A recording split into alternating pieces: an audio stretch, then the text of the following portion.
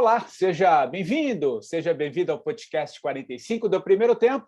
Toda semana, um papo muito legal aqui com pessoas inspiradoras que têm muito a nos ensinar, compartilhar suas histórias nessa nossa jornada do autoconhecimento.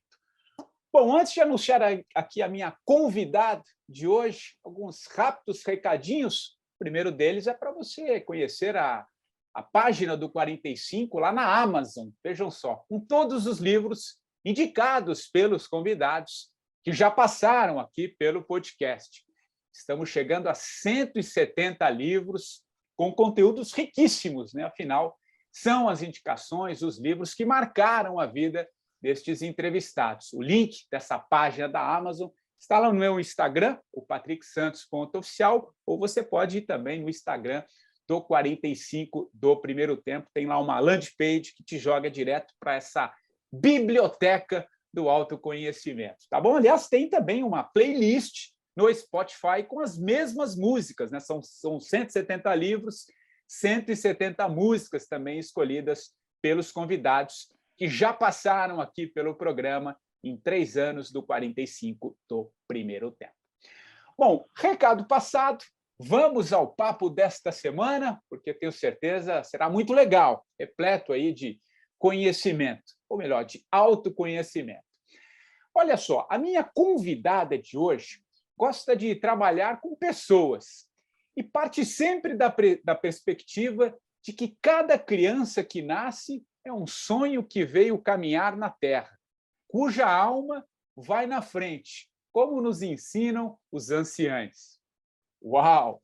Certa de que a vida é movimento o tempo todo, essa minha convidada não teve dúvida, num determinado momento, uma época da sua vida, em deixar para trás uma promissora carreira no mundo acadêmico para mergulhar profundamente nos estudos dos símbolos, dos mitos e toda a conexão mais intensa e profunda com a natureza e com os céus. Estou falando da Lúcia Torres, astróloga com vasto conhecimento e estudos na área do universo e círculos femininos. Ela é a mentora dos círculos femininos Tendas e Clãs do Sul, além de instrutora de yoga, facilitadora de estudos avançados em psicologia transpessoal, enfim, um vasto currículo. Tudo bem, Lúcia? Que legal tê-la aqui no 45, querida. Obrigado por aceitar o convite, viu? Tudo bom, Patrick? É uma alegria estar aqui. Muito obrigado pelo convite mesmo. Que legal, tenho certeza vai ser um papo muito legal. Viu, Lúcio? Seu nome foi indicado aqui por ouvintes do podcast, isso é muito legal, eu acho interessante, acho que tem um pouco essa conexão, então, muito, muito legal. Eu já estava fazia um tempo que eu estava querendo lhe trazer aqui no programa, aí teve essa indicação também, eu achei muito legal. E a gente podia começar, Lúcia, falando um pouquinho da tua história, né? Eu dei um briefing aqui essa tua mudança, né, de vida num determinado momento da sua vida e mergulhando, né, na tua história para esse papo contigo aqui. Passei boas horas, né, conhecendo um pouquinho melhor você. Eu acho muito interessante primeiro essa ponte que você faz, muito interessante mesmo, do seu próprio trabalho, do mundo acadêmico. Você tem também uma profundidade em tudo que você faz, tem muito método, acho que é muito interessante, e depois você parte para esse campo mais sutil, mas você conecta essas duas coisas de uma forma muito, muito, muito interessante. Então, eu queria que você começasse primeiro contando essa tua história, de onde vem essa tua busca por esse lado mais sutil, e depois vamos falar um pouquinho dessa criança aí, que eu achei lindo isso que eu tirei lá do teu site, porque é bem isso, né? Acho que a gente nasce para desenvolver aquilo que a gente trouxe de potencial. Mas eu já estou falando demais aqui, deixa eu passar a bola para você, vai lá. Pois então, Patrick, na realidade, quando eu comecei, né, os meus estudos dentro da universidade, eu tinha uma intenção de me tornar uma professora doutora de literatura brasileira. Então, era isso que estava no meu cenário aos 21 anos. Né? Só que a vida tem essa maravilha de ir nos oferecendo oportunidades e experiências quando a gente menos espera. Então, na realidade, quando eu já tinha estava desenvolvendo lá, né, meus primeiros estudos dentro do mestrado da Universidade Federal aqui do Rio Grande do Sul, eu conheci astrologia de uma maneira totalmente inusitada, porque naquela época eu também estudava direito. Então, foi de um jeito assim tão surreal, dá para dizer, né? Porque uma menina chegou no bar da faculdade dizendo: fiz meu mapa astral. E aquilo, né, atiçou a curiosidade de todo mundo e tal e tal. E eu, quando vi pela primeira vez aquele desenho, eu senti ao mesmo tempo um fascínio e um reconhecimento, sabe? E eu disse para ela: eu quero saber mais sobre isso. E aí eu fui na casa dela, inclusive, para aprender. Ela tinha, na época, um livro muito famoso que se chamava O Grande Livro da Astrologia. E que ensinava ali, passo a passo, né, alguma coisa de cálculo e tal. Mas eu achei meio confuso aquele livro. Então, eu busquei numa livraria que até então existia aqui em Porto Alegre, a Livraria Sulina, e comprei um livro que se chamava Astrologia para Todos, que ensinava passo a passo o cálculo. E eu aprendi assim, de uma forma completamente autodidata. Então, eu digo que a astrologia que me achou, sabe? Não fui eu que fui atrás dela. Mas, naquela época, eu ainda tinha muita clareza dos meus propósitos, nesse sentido, né, de um aperfeiçoamento acadêmico. Então, eu acabei me graduando em letras aos 21 anos, logo em seguida entrei no mestrado e pretendia depois fazer doutorado, né? E, nesse meio tempo, a astrologia foi ganhando um espaço, né? Claro, eu tinha algumas coisas que facilitavam, porque, tipo assim, eu sempre gostei de poesia, sempre gostei de literatura.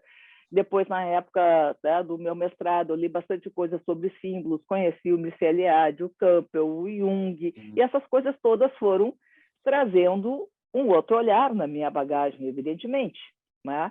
E eu sempre tive muita facilidade de transitar entre a linguagem simbólica e, digamos assim, traduzi-la de uma maneira um pouquinho mais didática ou um pouquinho mais assertiva ou direta, né?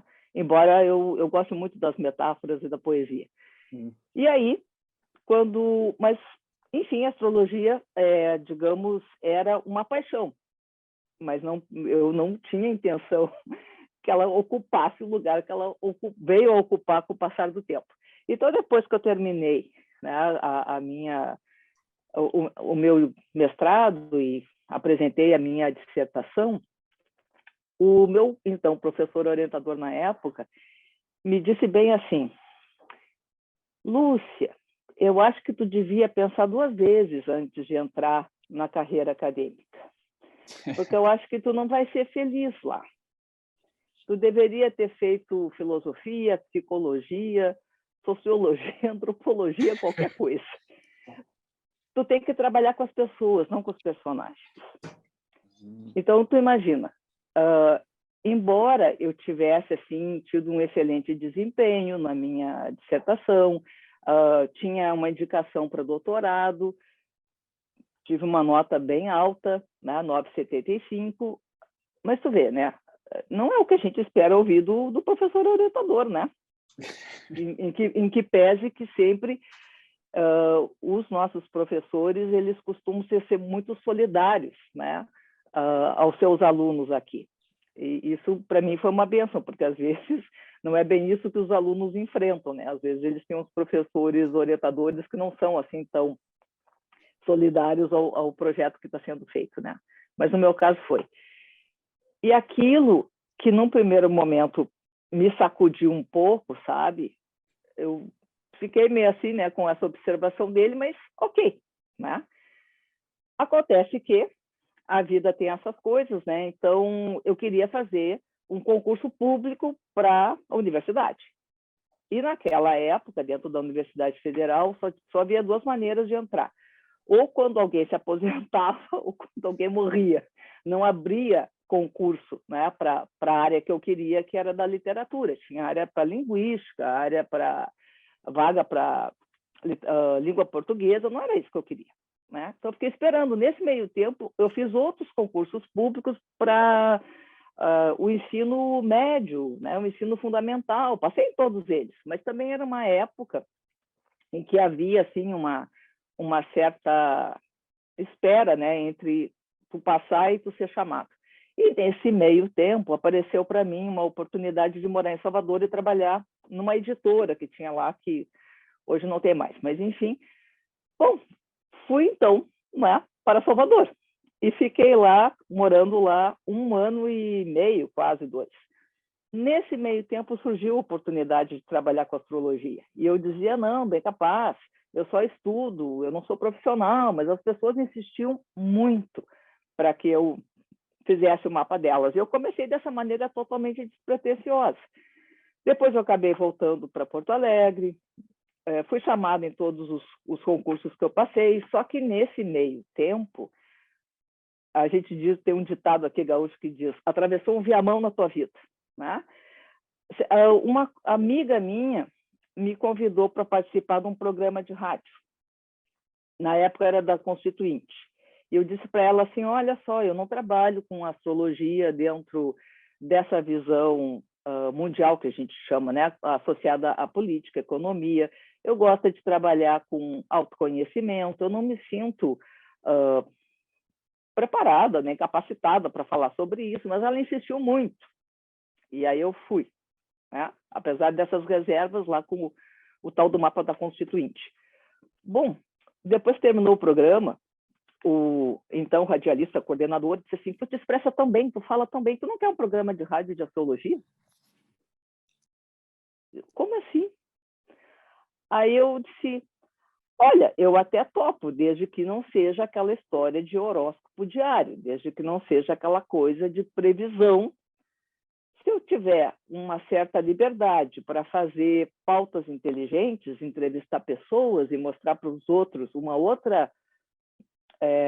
outro lado da astrologia, que é com o qual eu estudo e no qual eu acredito, eu topo. Então, eu ganhei um programa de astrologia, cara. Uau. Numa rádio que tinha bastante expressão aqui na época. E aí eu conduzi dessa forma que eu estou dizendo aqui, sabe? De uma maneira assim, ele me deu bastante liberdade para criar esse tipo, né, de pauta. E, claro, o programa foi ganhando uma popularidade que, naquela faixa horária, ele batia em audiência o principal programa que tinha aqui das rádios bem, digamos, conhecidas e majoritárias, né, nos meios de comunicação. Então, eu me divertia muito, porque eu entrevistava pessoas, eu falava de astrologia e saúde, enfim, né, fazia várias interfaces assim, com a astrologia. E, nesse meio tempo, eu engravidei, estava casada, engravidei, aí passei nos concursos públicos, depois veio a licença maternidade, e depois que a licença maternidade acabou, eu renunciei ao colégio que eu estava dando aula, renunciei aos 4 concursos públicos que eu passei, desisti do doutorado e comecei a me dedicar integralmente para astrologia, seguindo a orientação do meu professor. Vou me dedicar às pessoas e não aos personagens. Interessante. O quão grata você é a esse professor, né? Que naquele momento pode ter ali te, né, balançado, né? Como assim? Foi. Né? Mas é um pouco o que eu sempre gosto de dizer, né? Quando a gente olha as coisas em perspectiva, a gente entende certas coisas que aconteceram, Exato. né? Mas é interessante, Lúcia, acho que você pode passar também um pouquinho a partir da sua história e da sua vivência, quando você diz assim, né, não foi eu que escolhi a astrologia, né, foi a astrologia que me escolheu, né? É um pouco assim na vida de todo mundo, né? Que às vezes a gente não enxerga, né? A gente é muito condicionado. No teu caso, você fala muito desses concursos públicos, aquela coisa que é meio que imposta, né, pela sociedade. A gente cresce dentro desse mecanismo de que você precisa disso, você precisa garantir a sua sobrevivência. Acho que concurso público nada. A gente ainda, eu acho que está mudando, mas ainda tem, né, esse apelo muito forte das pessoas procurarem essa estabilidade como se a vida fosse uma certeza absoluta e acho que não é, né? Mas é um pouco assim. Como é que você vê essa coisa? No fundo, e aí acho que eu posso mesclar com essa frase que eu achei bem legal que você que você traz aqui, que cada criança que nasce é um sonho que veio caminhar na Terra e que a alma vai na frente, como nos ensinam, né, os anciãos, assim. Todos nós temos isso, né? O problema é que às vezes a gente não enxerga, né? E aí vem muito sofrimento. Eu queria muito te ouvir sobre esses aspectos, trazendo a sua própria história, como você acabou de dizer, né? É assim, né? A gente tem um propósito maior, né? Com certeza, Patrick. A questão é que a gente não tem mais uma pedagogia iniciática, nem nas nossas escolas, nem nas nossas famílias. Então, essa cisão que se estabeleceu de uma forma muito profunda a partir do século XII, XIII, pelo menos levando em consideração a história ocidental, tá, europeia, do qual nós somos a consequência. Né? Claro que talvez em outros lugares do mundo, ou com povos que sejam mais tradicionais e até hoje vinculados mais aos ciclos da natureza, existam outras formas de organização social. Mas para nós, essa grande ênfase no fazer, essa grande ênfase no conhecer, foi nos afastando dessas dimensões subjetivas, dessas dimensões femininas, oníricas. Então, num determinado momento da nossa história, parece que tudo que está mais ligado ao invisível, ao subjetivo, ficou com esse rótulo de racional e, por isso mesmo, suspeito, e por isso mesmo perigoso, e por isso mesmo não científico, e por isso mesmo suscetível de nos colocar em situações inadequadas. Eu acho que essa foi uma grande sequela que se estabeleceu nessa ruptura, né, de visão de mundo mais holística, mais integrada, mais integral. Então, em que pese que foi necessário essa caminhada evolutiva para que a gente saísse também de uma visão supersticiosa que às vezes predominava em determinados momentos, né? Mas às custas de quê? Justamente dessa ligação mais profunda com isso que a gente chama, em algumas tradições de alma, em outras tradições de espírito, mas que não importa o nome que a gente dê, é essa ligação, tanto com o céu quanto com a terra, com o visível e o invisível, com a luz e a sombra, que nos habita e que nos constitui. Então, nesse sentido, eu acho que o grande extremo dessa separatividade foi justamente depois da Segunda Guerra, quando se estabeleceu aquela visão nihilista da existência depois do fato. Claro, deve ter sido assim um momento muito trágico da história da humanidade conviver com a Segunda Guerra Mundial, né? Aquela violência numa proporção assim absurda, a partir de todas as armas mortíferas, né? A própria bomba de Hiroshima também. Então, a gente meio que perde um pouco mesmo a esperança na humanidade, né? Como assim? Chegamos nesse colapso, né? Nesse ponto. E, nesse sentido, esse afastamento, né, acaba nos colocando também de uma maneira extremamente árida e até, né, desprovida de sentido. Então, as pessoas, às vezes, acham que é um grande equívoco a gente procurar um propósito, um sentido na existência, porque estamos aqui abandonados nesse confim do universo, né? Um pobre, pálido ponto azul perdido no oceano cósmico. Claro, isso é uma visão de mundo, né? E a respeito desse desencantamento do mundo, que o Max Weber falava muito, né? E depois o Bazarab Nicolescu resgatou essa questão, nos incitando a reencantar o mundo.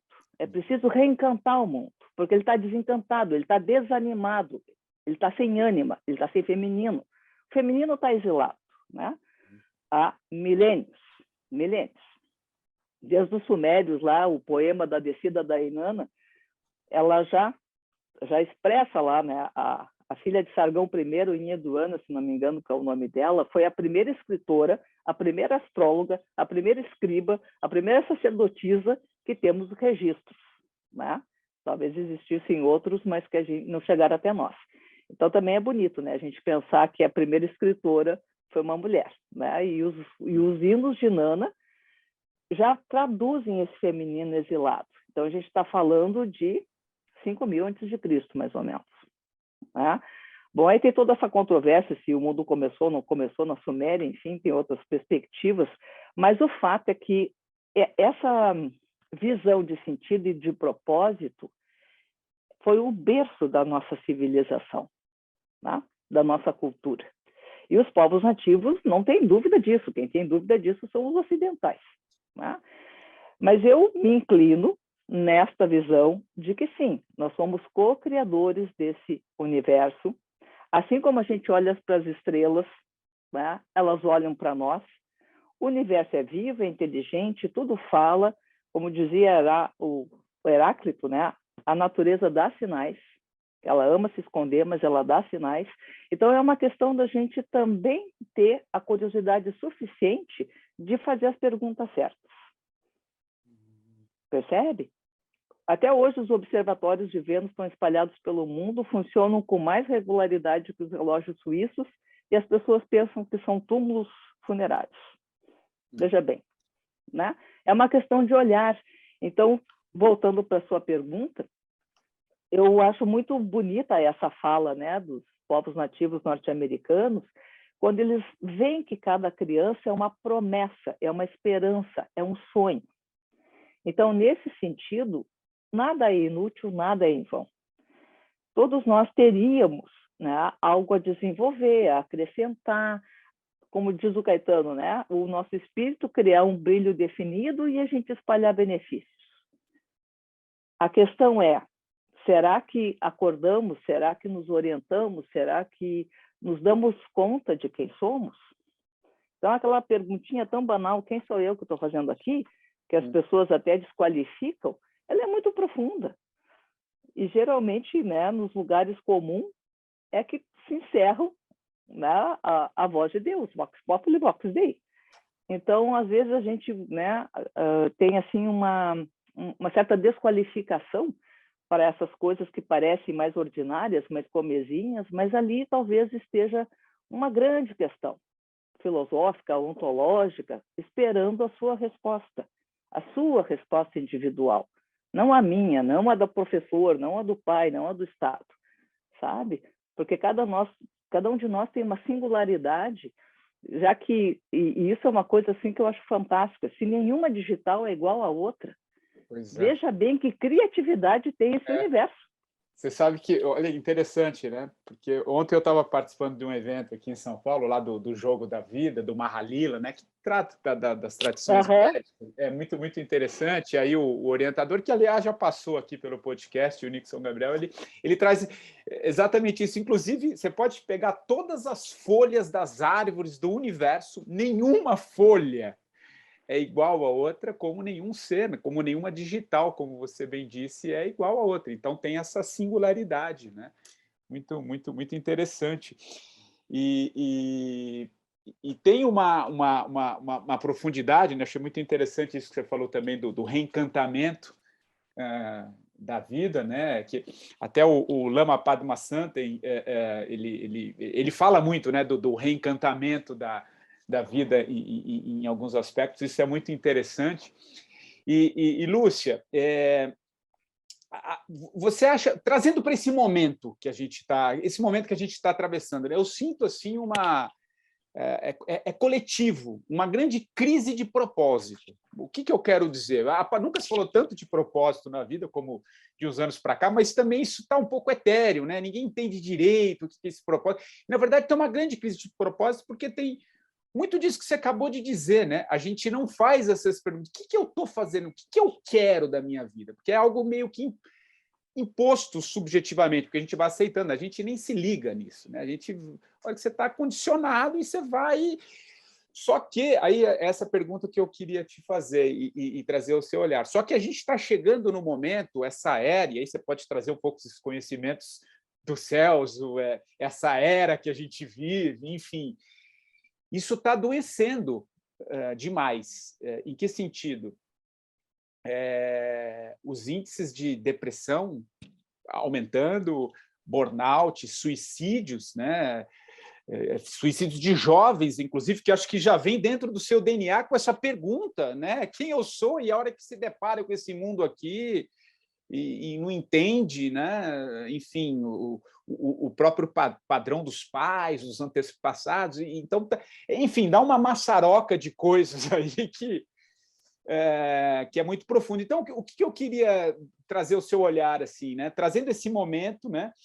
E a gente não reconhecer isso, ou não fazer, como você disse, não fazer essas perguntas certas, está adoecendo, né?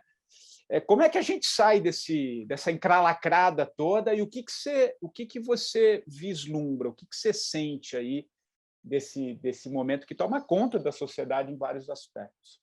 Uma pergunta um pouco mais longa, mas acho que deu para contextualizar Não, isso. com certeza. É que me parece assim, Patrick, faz parte da nossa jornada evolutiva esse esquecimento. Os gregos têm uma metáfora muito bonita para isso, né? A alma, antes de encarnar, bebe do rio do Létis.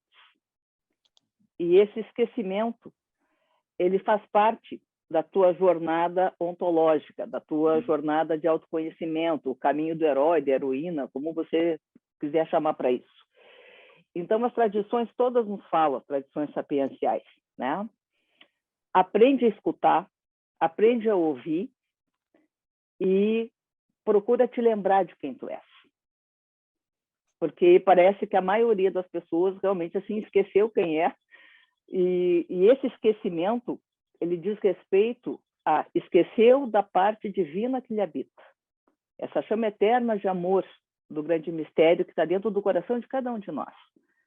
Pode chamar do jeito que quiser, né? Com a metáfora que preferir, mas todas as grandes tradições concordam nisso, nesse sentido, nessa dimensão. Então, assim, o ser que é, observa o ser que passa. Há uma presença em mim. Se eu não aprendo a conectar com essa presença, eu me desespero. Eu vou me atirar do 14º andar quando eu tiver algum problema financeiro, ou alguma doença, ou alguém da minha família estiver sofrendo. Então, o sofrimento ele faz parte da nossa trajetória humana.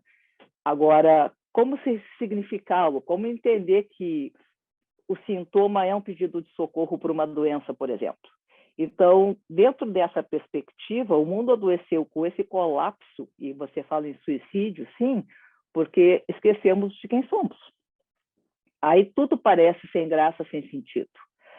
Mas se você tiver uma conexão com a espiritualidade, eu não estou falando de religião, com a espiritualidade, tenha a afeição que tiver para você, porque nomes são muitos, caminhos são muitos, e com certeza um é o seu, que não é necessariamente dos seus pais, nem aquele que você herdou, mas aquele que tiver coração, que fizer sentido, que lhe oferecer as respostas que dentro do seu momento lhe orientam, lhe sustentam, bom, então aí tudo começa a ganhar uma outra dimensão.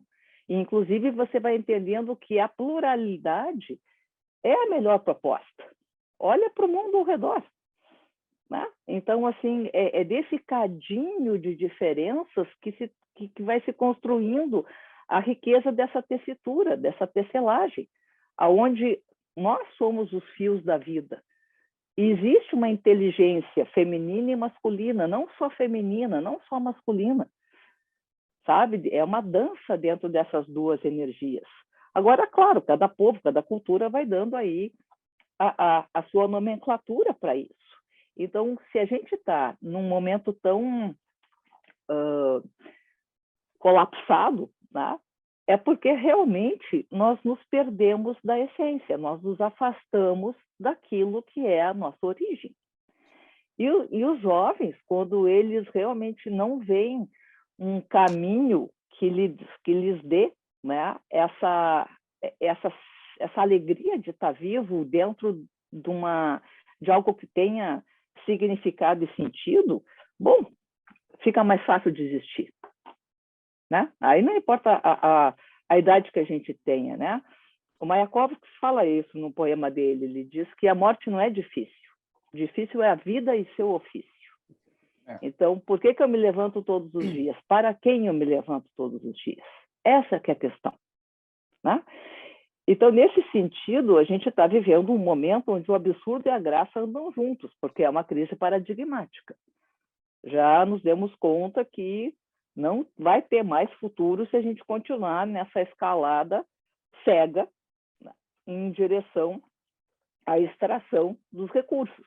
Olha o que está acontecendo no deserto de Atacama, pelo amor de Deus.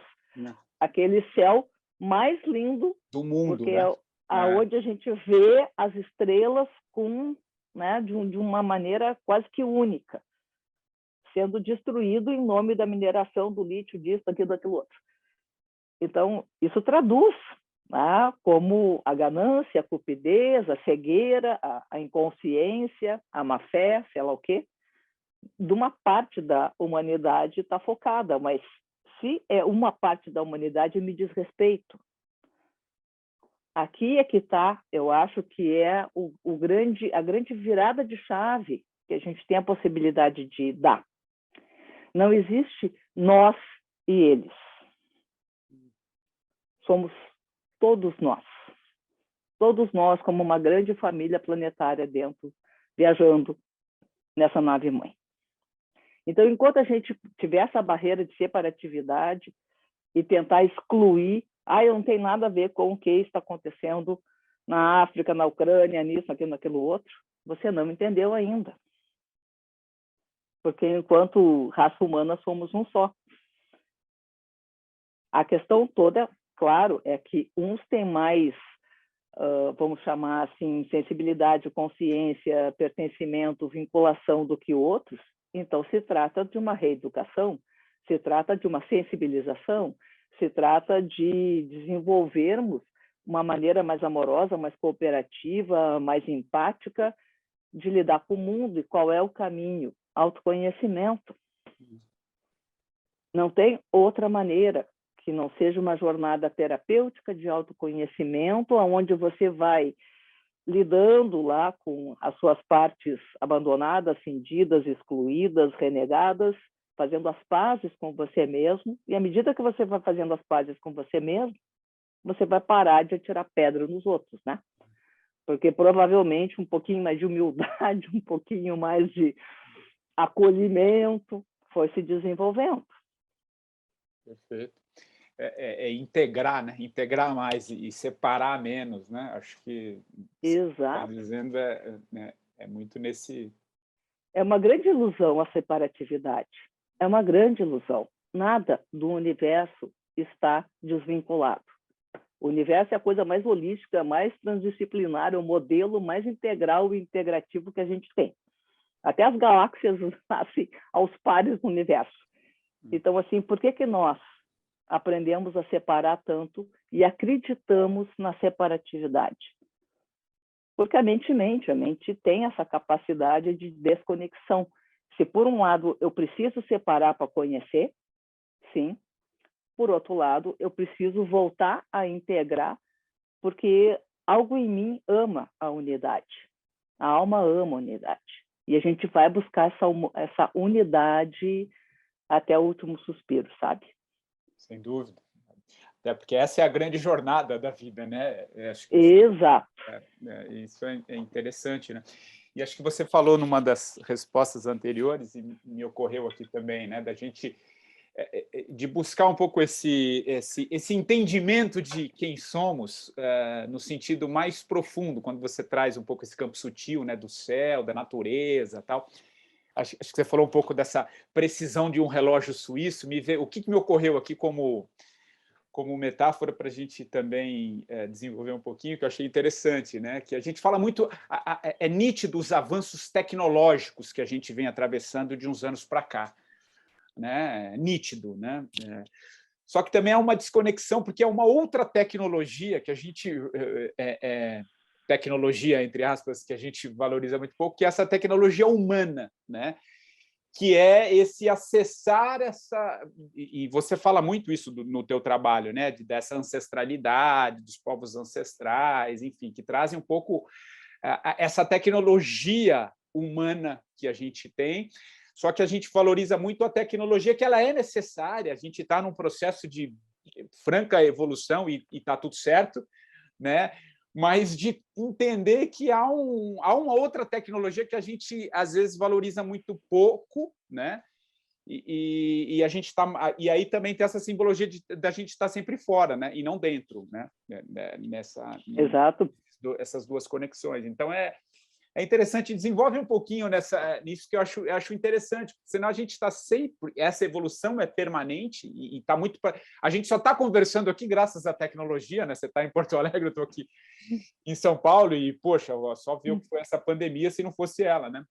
Enfim, mas a gente olhar um pouco para essa tecnologia nossa e como esse olhar, acho que essa é uma pergunta interessante, possa interessar muito, e como esse olhar pode nos ajudar nesse processo de busca pelo propósito que a gente disse, né? De entender fazer essa pergunta certa, enfim. Pois é, eu acho que voltamos à questão da educação, sabe? Porque se nós tivéssemos mais clareza que a copa de uma árvore, linda, vasta, se estendendo em todas as direções, está sendo sustentada pelas raízes, que têm uma igualdade de proporção, e as raízes a gente não está vendo, a gente só vê a copa.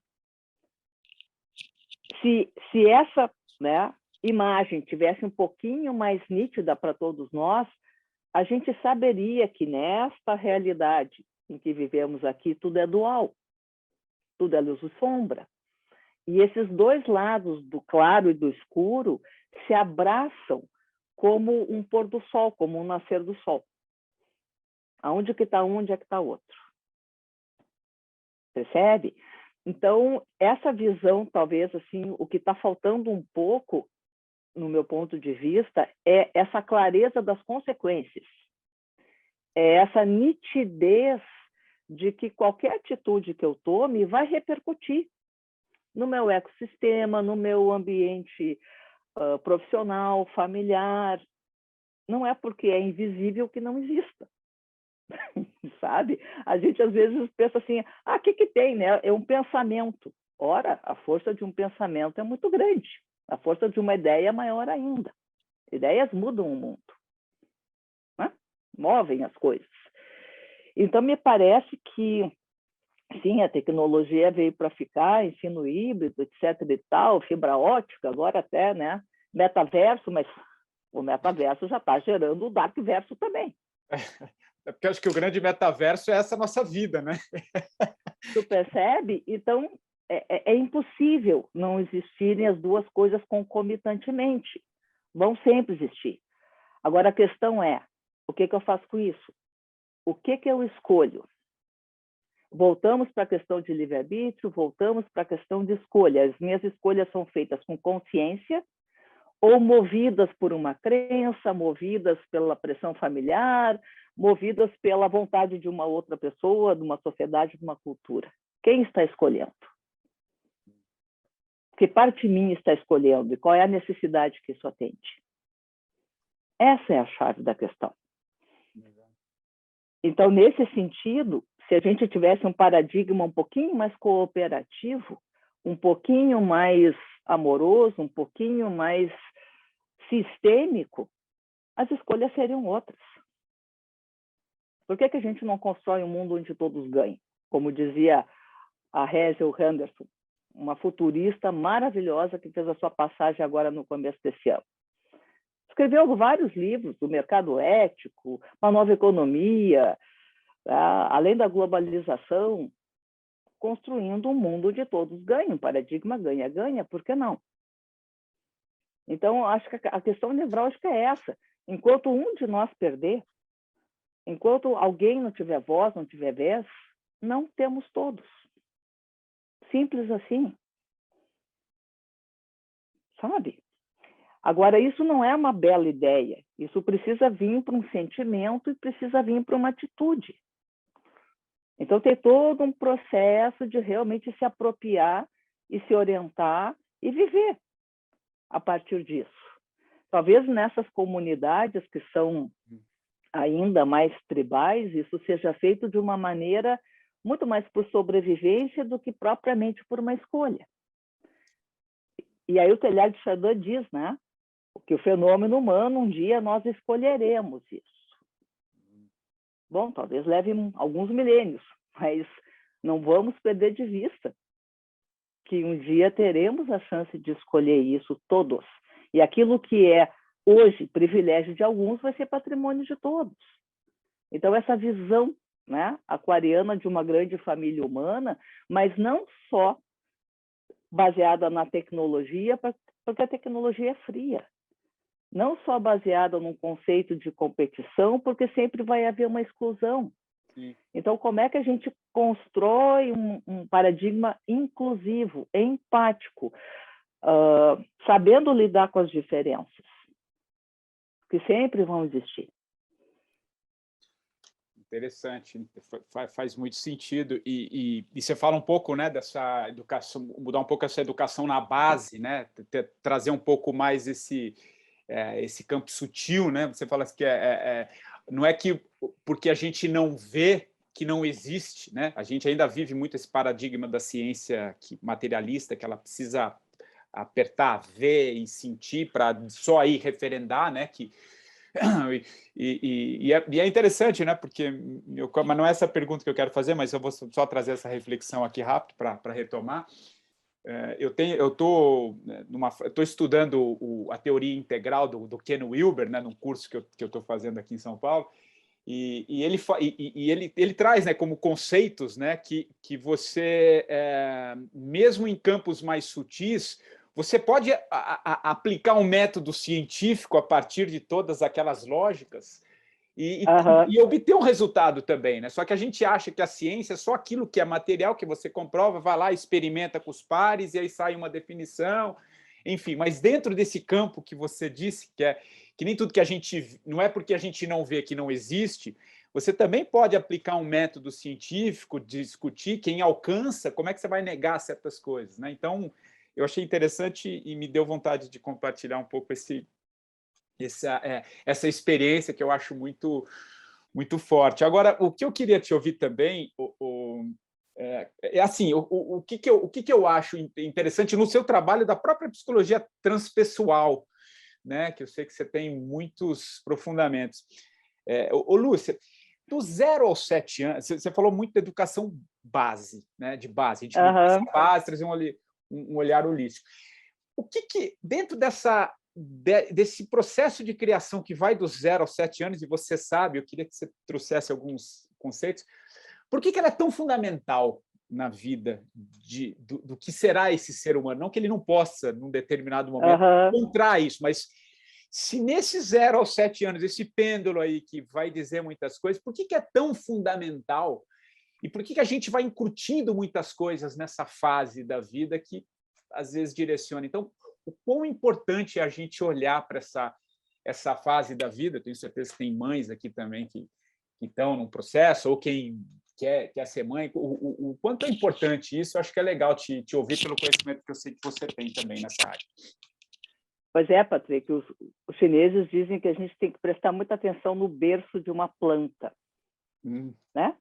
Se você quer que uma planta seja frondosa, frutífera, cuida do berço. Cuida de todas aquelas camadas que você vai preparar antes de colocar semente ou antes de fazer um transplante de muda, por exemplo. Bom, não importa por onde a gente olha, né? Na antroposofia ficou muito popularizado a questão dos setênios, mas qual é a origem disso? É uma origem astrológica. Então, a gente sabe, né, sob o ponto de vista astrológico, que existe uma série de ciclos acontecendo ali nesses primeiros 7 anos de vida e que eles vão sinalizar qual é a estruturação que está sendo feita num ponto de vista físico, emocional e mental. Ali você está construindo o berço daquela criança, a estrutura de ego daquela criança. E dependendo de como os mais velhos, os adultos, as pessoas que estão cuidando desse serzinho, né, vão oferecendo recursos, brinquedos, né, experiências, porque tem todas aquelas coisas tangíveis, mas principalmente tem as intangíveis. Então, essa criança está observando como é que aquele pai lida com aquela mãe, aquele avô lida com aqueles netos. Então, crianças aprendem muito mais pelo não verbal, pela observação, pelo exemplo, do que propriamente pelas cartilhas. Então, você vai observando, e tem uma questão muito importante que a visão sistêmica resgata de diversas maneiras. Aqueles dentinhos que foram nascendo à medida que aquele bebezinho foi crescendo, eles vão começar a serem todos trocados um a um, em torno dos 6 até, né, os últimos, os sisos, aos 18 anos. Essa troca de dentição, na astrologia, a gente sabe, Saturno está relacionado a ossos, articulações, unhas, dente, cabelo, cartilagens. Tá? Esse eixo Câncer, Capricórnio, pai e mãe, Lua, Saturno, diz muito a respeito da nossa saúde e de todos esses ciclos que a gente vai vivendo. Então, aqui, toda aquela base, ela vai se cristalizar, ela vai se orientar, ela vai se solidificar, porque você está saindo da primeira infância e entrando na segunda, os seus dentinhos vão trocando também, e aquilo ali assinala um padrão que foi construído. Simples assim. Tanto que hoje, sob o ponto de vista da odontologia sistêmica, antigamente se chamava biocibernética bucal, você olha para os seus dentes e você tem toda a sua família ali. Uau. A arcada superior está relacionada à mãe, a arcada inferior está relacionada ao pai. Então, todos os seus ancestrais, todas as suas experiências estão na sua arcada dentária. Quem estuda astrologia sabe disso. Uau, mapeia isso, lida com isso. Essa é uma visão sistêmica, né? Agora, isso também, essa informação está na sua íris, essa informação está na formação das suas unhas. Então, hoje a gente tem muitos caminhos dentro de uma medicina não convencional que tem essa visão sistêmica e holística que vai lhe dar as mesmas informações. Nossa, é muito, muito interessante, né? E você falou desse olhar sistêmico, dessas medicinas não tradicionais, né? É paradoxal também, né, Lúcia? O que eu quero dizer, né, em alguns aspectos, né? Porque se a gente olhar para o mundo mesmo contemporâneo, a gente ainda ela é fundamental, a medicina tradicional, enfim, não tá aqui a gente está falando de integrar, não de excluir, né? Exato. Mas é interessante. O que eu quero dizer que é paradoxal? Parece que, ao mesmo tempo que a gente está nessa busca dessa materialismo científico, dessa coisa que a gente, né, parece que toma conta, mas tem é a sensação que eu tenho, mas eu queria te ouvir. Mas tem também um outro mundo acontecendo. Tem outros caminhos sendo trilhados, né? Porque acho que nunca se procurou tanto também a medicina alternativa, a medicina holística, né? É que talvez a gente, quem está fechado um pouco só naquele mundo, né, talvez não consiga enxergar esse outro mundo que está nascendo, mas tem um outro mundo nascendo também. Né? É a sensação que eu tenho, existe esse outro mundo, porque não sei se você, em tudo que você faz, em todas as suas atividades, deve estar aumentando essa busca também, né? Eu digo paradoxal porque parece que, ao mesmo tempo que a gente está se apegando àquele... Eu gosto muito de um astrólogo que já passou aqui também, o Valdemar Falcão, né? Ele usa sempre o termo que a gente está vivendo o estribucho do velho sistema. Ele fala, a gente está vivendo um estribucho, então parece que está tudo mais material. Não, mas é que tem outro mundo também acontecendo, né?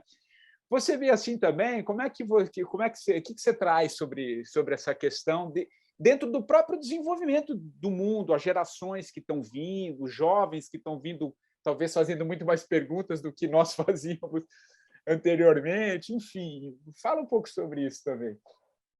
É que, na realidade, Patrick, tudo são ondas, tudo é um movimento de abrir e de fechar. E a gente vê isso, se a gente estudar astrologia e história, você vê períodos mais abertos e períodos mais fechados. A astrologia ela tem uma aplicabilidade em todas as áreas do conhecimento humano e te ajuda a ter uma visão muito acurada de padrões e de manifestações. Então, nesse sentido, esse olhar mais holístico, a medicina nasce aí. Quem é Hipócrates, o pai da medicina? Um astrólogo. que estudou com Berozzi na ilha de Kos. Imagina, né? Claro que os médicos vão ficar revoltados com esse fato histórico, né? Mas Hipócrates dizia, um doutorado sem astrologia é como um olho que não enxerga. O médico era um astrólogo antigamente. Eis a questão. Porque os astrólogos eram homens de ciência, que mensuravam, que conheciam as matemáticas, que conheciam os ciclos, né? Inclusive, eles, lá, né, muito antigamente, os sacerdotes eram astrólogos e eram também os orientadores.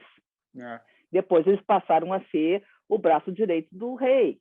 E, enfim, as coisas vão mudando com o passar do tempo. Mas a questão é que a gente está nesse momento que você colocou, né? As pessoas estão procurando mais, as pessoas sempre procuraram e não vão deixar nunca de procurar. É que umas pessoas estão mais abertas, umas pessoas estão mais receptivas, ou até porque dentro da sua família foram incentivadas a isso, né? Então, essa questão da sabedoria das ervas, por exemplo, né? Os chazinhos, os ungüentos, isso aí as nossas avós, as nossas bisavós, desde que o mundo é mundo, esse conhecimento existe. Foi perseguido, né, os livros são queimados, as bibliotecas são destruídas, e isso volta. E sempre vai voltar. Essa é a boa notícia.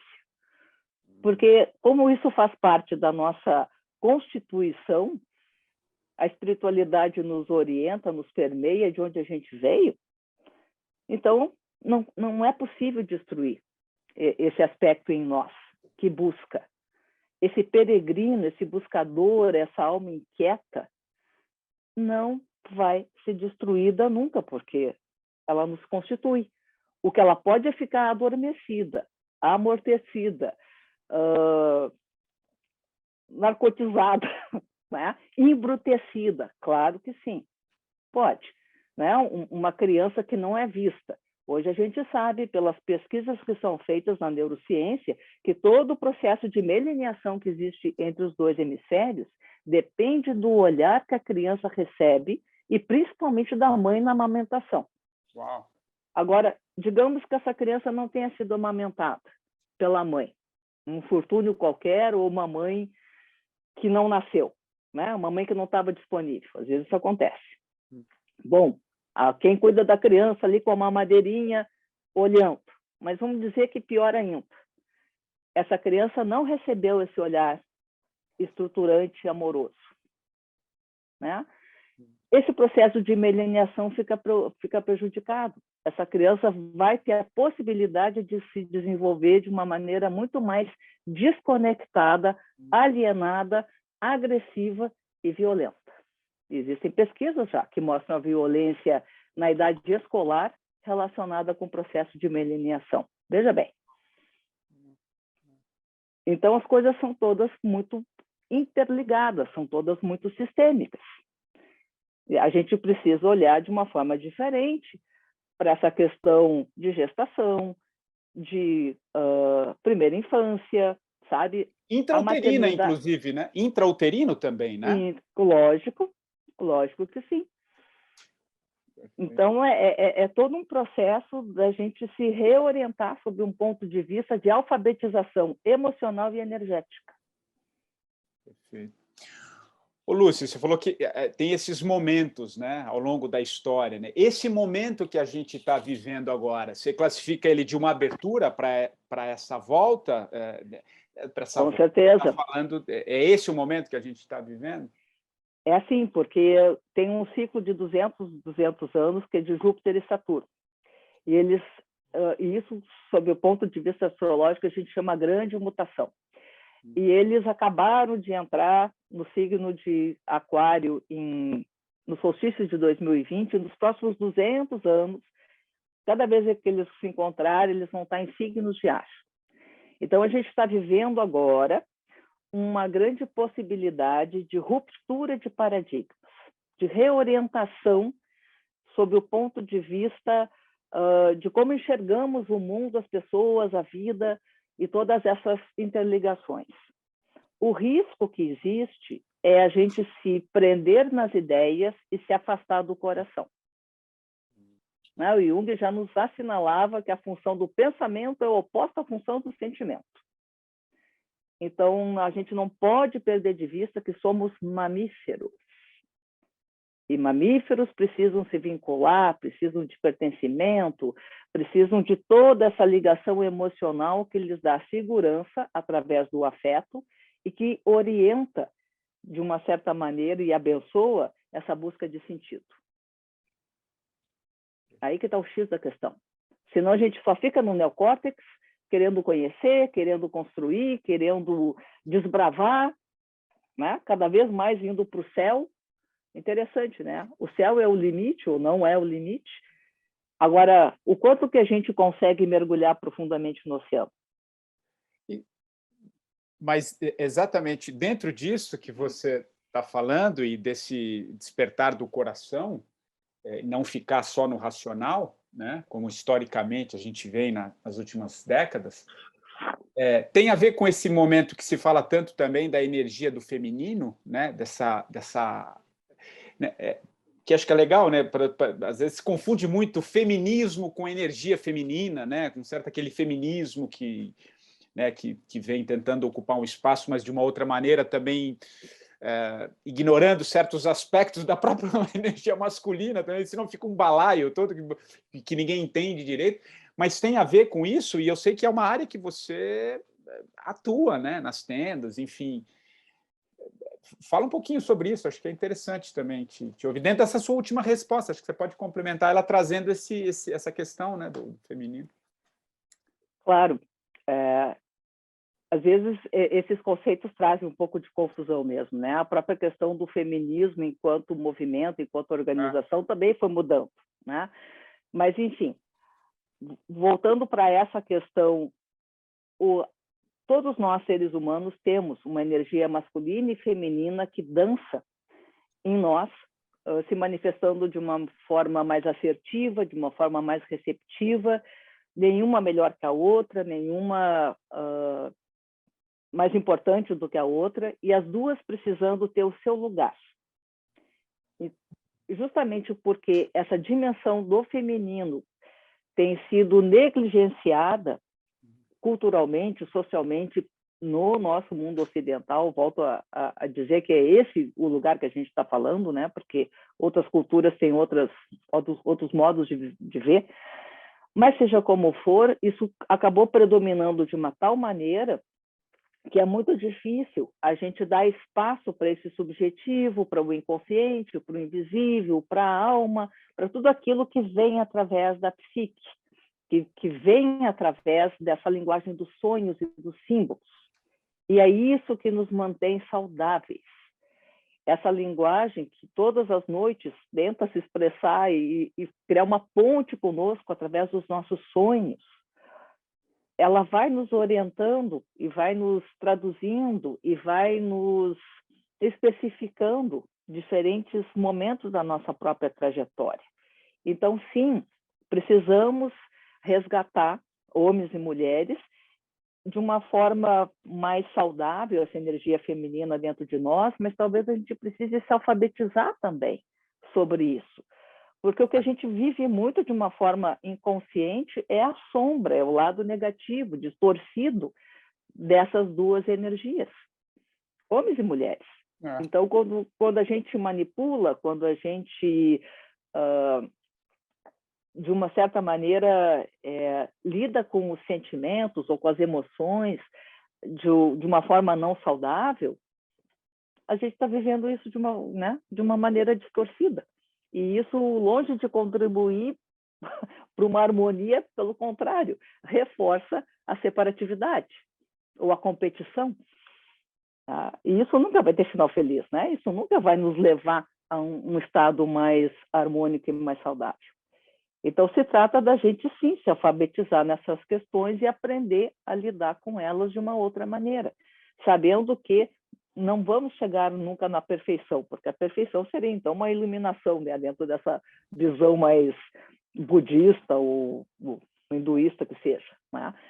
Mas é justamente dentro dessa caminhada, onde a gente vai abraçando a sombra e as nossas imperfeições, que a gente se reconhece humano, que a gente se reconhece vulnerável, que a gente se reconhece num longo aprendizado.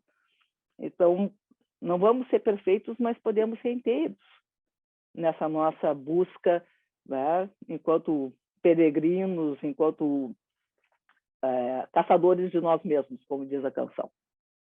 Achar esse equilíbrio, né, entre o Exato. masculino e o feminino nesse aspecto, né? Não de achar que é um. Se fala muito que agora, nesse momento que a gente vive, é um momento mais do caminho para um olhar mais feminino, né? Que é um pouco essa voz do coração, né? E menos o. Exato. Eu também defendo essa ideia, que o futuro ele é coletivo, ancestral e feminino não será. Simples assim. Porque a gente precisa resgatar essas dimensões de uma forma harmônica. E isso é uma construção, não vai vir um Deus ex machina dizendo para nós o caminho é esse. Não, isso é uma construção coletiva que homens e mulheres vão precisar fazer, talvez com muitos recursos, com muitos desvios, com muitos equívocos, como a gente vem caminhando nesse planeta há milênios. Né? E o bom é que o planeta, apesar de nós, continua. Né? Então, se a gente começa a se equivocar demais, os eliminados somos nós. Né? Eu acho que esse encontro das duas partes, né, tanto do masculino e do feminino, do homem e da mulher, esse encontro de uma forma menos raivosa, né? Nem de um lado e nem de um outro, né? Achando que a culpa é daquele, então por isso eu tenho que passar por cima, e o outro lado que sempre, né, teve essa condição dominante, entender que a coisa é, sabe, acho que é menos raivosa nesses dois aspectos, né? É interessante, né? Esse tempo já passou. A culpa é dos homens, a culpa é das mulheres, esse tempo já passou. Século XXI, vamos olhar para isso como uma trajetória evolutiva, aonde todos nós tivemos os nossos ganhos secundários e vamos transcender a dualidade.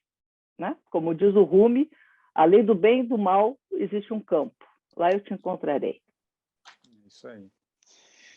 Pô, Lúcia, que legal, assim, quantos ensinamentos aí, né, nesse papo. A gente está chegando ao fim aqui da nossa conversa, muito, muito legal. Acho que você trazer esse olhar, e assim, para fechar aqui, antes de pedir a indicação do livro e da música, é muito interessante na sua própria trajetória, né? Eu estava vendo ali. E que dádiva, né, que você teve de ter grandes mestres aí ao longo da sua vida. Eu vi Groff, vi o Chandra, enfim, são vários. O Amit, acho que você fez alguma coisa com o Amit. Exato. Quer dizer, você está falando também de um lugar de que teve aí, né, muita vivência para estar chegando hoje, né, enfim, e estar falando sobre isso. E aí uma última colocação aqui, que eu acho muito interessante, e que tomara que esse conhecimento que você está trazendo aqui vai reverberando mais. A gente não encontra muito material seu na internet ainda, né? Enfim, acho que tem um lado muito bom também, né? Preserva um pouco, mas o que também é paradoxal, que eu quero dizer, às vezes a gente precisa um pouco mais dessa profundidade, né? Talvez você precise ainda alcançar mais ainda, né? Isso não depende de você, é o próprio movimento, mas é interessante também que chegue mais, que consiga chegar mais, né? Claro. Porque é muito essa formação, o que eu quero dizer, essa formação, né? Esse caminho aí que você vem fazendo é muito interessante pelas pessoas que eu vi aí, que passaram pela sua jornada. Isso é muito, muito interessante. Só queria dar essa contextualizada, muito, muito legal, viu? Muito, muito interessante. Ô, Lúcia, e aí eu queria caminhar para o fim aqui. O que você... Estou curioso para saber também, eu sei que é uma... enfim, não é fácil você indicar um livro, né? Ao longo aí tanto que você deve ter de conhecimento e lido muita coisa, mas eu vou pedir para você indicar um livro e porquê desse livro.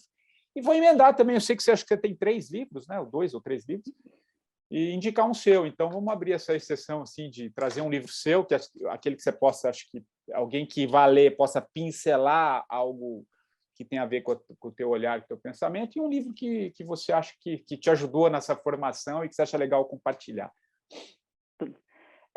Você me coloca numa saia justa mesmo, porque eu realmente, assim, poderia indicar vários livros, né? E tem alguns, assim, de cabeceira que eu amo, né?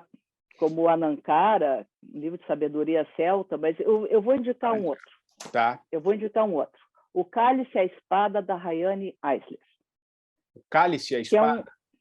Isso. A Rayane Eisler é uma antropóloga que resgata, dentro daquela linha da Marija Gimbutas, do James Melar, essa questão de que nós somos orientados ou por um paradigma de dominação ou por um paradigma de parceria. E dentro da narrativa dela, ela acompanha de uma maneira muito, do meu ponto de vista, assim, isenta, no sentido de provocar essa reflexão. Olha só, foi tudo uma trajetória. Então, vamos sair daquele ranço de procurar culpados e vamos construir um mundo dentro de uma outra visão? Ela tem 3 livros que são bastante famosos. O Cálice e a Espada é um, depois tem o Sexo, o Prazer Sagrado, que é o segundo, e O Poder da Parceria, mais recentemente publicado pela Palas Atenas. Mas o começo é o Cálice e a Espada. Legal, legal. Então, eu indicaria esse. E um teu? Fala um teu também que você acha legal que compartilhar. Bom, o meu, eu vou, então, indicar o mais recente, que é A Luz da Estrela da Manhã, Mulheres, Astrologia e Poder, onde eu fiz uma pesquisa a respeito desse arquétipo da Vênus matutina, muito mal, digamos assim, visto, né? Porque a nossa cultura não olha com bons olhos mulheres assertivas, mulheres guerreiras, porque, enfim, dentro dessa trajetória, né, que a gente vem comentando, de uns tempos para cá ficou um pouco incômodo, né, a voz dessas mulheres, como se o lugar de mulher fosse só dentro de casa. E a gente sabe, né, de que a melhor coisa é quando as pessoas têm o poder de escolher, né? Se querem ser pais, se querem ser mães, enfim, tem que ser uma escolha, não uma falta de escolha. Então, não tem problema nenhum os homens serem bastante femininos e se dedicarem à cozinha, à jardinagem, à poesia, à literatura, e não tem problema nenhum as mulheres serem mais assertivas, mais guerreiras, mais masculinas, desde que elas não percam de vista esse lado feminino de receptividade também. É uma questão de harmonizar as polaridades. Uau! Então, interessante. E aí, como eu tive essa curiosidade de resgatar essa questão de um novo olhar, né, para essa Vênus, essa dimensão da Vênus, porque dentro das minhas pesquisas, né, o arquétipo mais antigo que a gente tem notícia é da deusa Inanna. É a primeira trajetória que a gente tem de um ritual iniciático. Inanna descendo aos infernos para né, visitar sua irmã Ereshkigal. Então, quando eu me dei conta disso, é o primeiro rito iniciático que a gente tem, é uma deusa que tem essa face do amor, da guerra, da beleza, do céu. Fala de um feminino que depois foi sendo excluído entre homens e mulheres. Então, eu achei fascinante tudo isso e reuni nessa última obra aí. Que legal, e interessante essa coisa da dimensão da Vênus, porque quando a gente fala desse momento feminino, desse mundo que caminha para um feminino, pelo menos aí é que eu vejo que é não essa mulher que vamos trazer para o campo da política, já que a gente está em ano de eleição, aquele que vai assumir, vai ser aquela gestora, não, ela vai ser trazendo as suas qualidades do feminino, né? Integrando, ou tendo não uma Margaret Thatcher. Não boa, acho que é boa definição, acho que você trouxe não bem. Uma dama de ferro. Não uma dama de ferro, mas uma que consiga governar, mas que tem as qualidades dessa dimensão de Vênus, né? Que é acolher, integrar e tudo aquilo que está dentro de um aspecto que você muito bem constrói nesse livro, que acho que interessante. Fiquei Fiquei curioso aqui e quero ler, sim, com certeza. E, para encerrar, uma música também. Queria uma música, Lúcia. O que você indica para a gente encerrar a versão podcast aqui do Pois 45? é, outra saia justa, mas vou ficar com Amanhã do Guilherme Arantes. Amanhã do Guilherme Arantes. Olha que legal. Eu acho que já teve algum convidado aqui que escolheu Amanhã do Guilherme Arantes. Que legal e que bom, né? Reverbera ainda mais o sentido dela, né? Eu pensei no Sonho Impossível, que a Maria Bethânia também canta, mas eu acho que o Amanhã é mais condizente para os nossos tempos que precisam desse feminino. Que legal, Lúcia. Poxa, queria muito te agradecer, adorei as indicações aqui, vai ser muito legal. Adorei esse papo contigo, acho que você trazendo esse teu olhar, essa tua jornada aqui, que ficou um pouquinho mais aqui de meia hora, mas acho que de uma hora, que eu quero dizer. A gente poderia ficar muito tempo, quem sabe a gente não se encontra aí num segundo tempo, trazendo, até porque a vida é movimento, né? A gente vai... Isso mesmo. O conhecimento é infinito, enfim, muito, muito legal. Queria muito te agradecer, viu? Foi uma delícia essa conversa. Obrigada, Patrícia. Eu agradeço também e desejo, né, um feliz tempo aí para todos nós que estão, tanto os seus ouvintes aí, como para todas as pessoas que ainda vão ter essa oportunidade de conversar contigo. É muito bacana o teu trabalho também. Muito obrigada pelo convite. Que legal. E o 45 do Primeiro Tempo, você já sabe, volta na próxima semana, sempre trazendo um novo convidado. Se você quiser indicar alguém, foi o caso também da Lúcia, vai lá no meu Instagram, o patricksantos.oficial, faça lá a sua indicação, manda um direct, quem sabe o entrevistado não aparece aqui também. Nós voltamos na próxima semana. Um abraço e até lá.